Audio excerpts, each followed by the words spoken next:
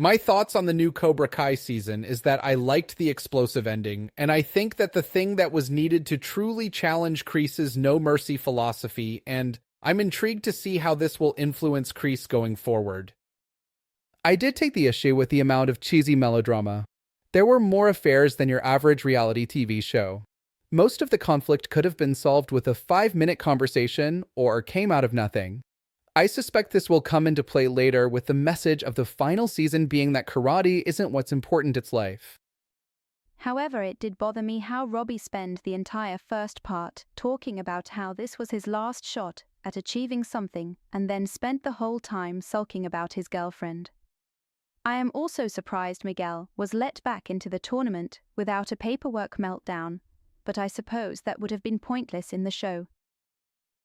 I was thinking why Kreese and Silver were so obsessed with sabotaging Daniel and Johnny when they are first and third while Miyagi-Do are nearly in last place and under threat from elimination.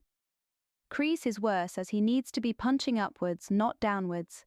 I'm surprised that he wasn't called out on this. The Iron Dragons are his biggest competition, and he has no plan to beat them.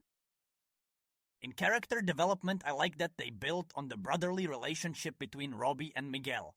I think that Johnny and Daniel regressed as seasons 4 to 5 were built on how their students are going to use both styles, and then season 6 is back to arguing about which style to use when they already figured this out.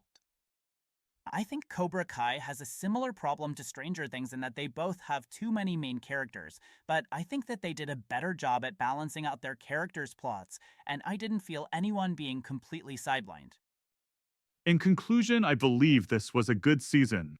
There are 1 or 2 elements I would improve, but I think the show will be easier to assess when we have the whole picture.